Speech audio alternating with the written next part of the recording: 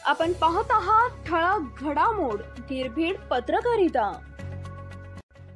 अजितदादांचे काही आमदार शरद पवार गटाच्या वाटेवर, आमदारांनी घेतली जयंत पाटलांची भेट। अजित पवार गटाचे काही आमदार शरद पवार गटात परत जाणार असल्याची गेल्या काही दिवसांपासून चर्चा सुरू आहे। त्या चर्चांना आता बळ मिळणारी घटना घडली आहे। अजित पवार गटाच्या 4 ते 5 आमदारांनी जयंत पाटलांची भेट घेतल्याची माहिती सूत्रांनी दिली आहे।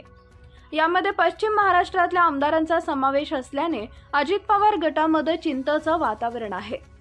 लोकसभा निवडणुकीत मिळालेल्या यशानंतर शरद पवार गटाच्या संपर्कात अजित पवारांचे आमदार असल्याची चर्चा होती। तशा प्रकारचा दावा जयंत पाटील आणि आमदार रोहित पवारांकडून करण्यात येत होता।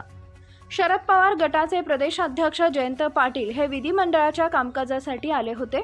त्याचवेळी एका कार्यालयात अजित पवार गटाच्या 4 ते 5 आमदारांनी त्यांची भेट घेतल्याची माहिती समोर येत आहे।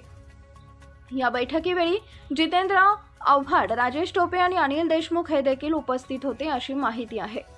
नाशिकचे 2 आमदार स्वगृही परतणार। जयंत पाटलांची भेट घेणाऱ्या आमदारांपैकी 2 आमदार हे नाशिक भागातले असल्याची माहिती आहे। लोकसभेच्या निवडणुकीवेळी कांदा प्रश्न पेटला होता, त्याचा फटका महायुतीला बसला आणि अनेकांना पराभवाला सामोरं जावं लागलं। ही परिस्थिती पाहता नाशिकमधील 2 आमदारांनी पुन्हा शरद पवारांकडे जाण्याचा निर्णय घेतल्याची चर्चा सुरू आहे। आमदार रोहित पवार हे यावर प्रतिक्रिया देताना म्हणाले, जयंत पाटील हे अनुभवी नेते आहेत। कधी कुठले कार्ड काढायचं हे त्यांना माहीत आहे, ही तर फक्त सुरुवात आहे। शरद पवार हे महायुतीच्या नेत्यांपेक्षा कितीतरी पटीनं पुढे आहेत, हे लोकसभा निवडणुकीच्या निमित्तानं समोर आलंय।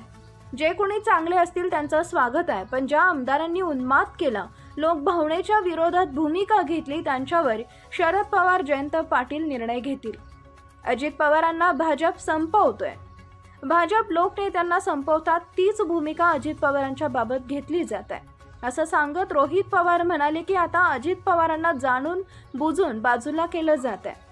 अजित पवारांच्या आमदारांना फक्त शरद पवारांची मतं खाण्यासाठी उभी करण्याची भूमिका भाजपची दिसते, पण आमदार तितके खुळे नाहीत।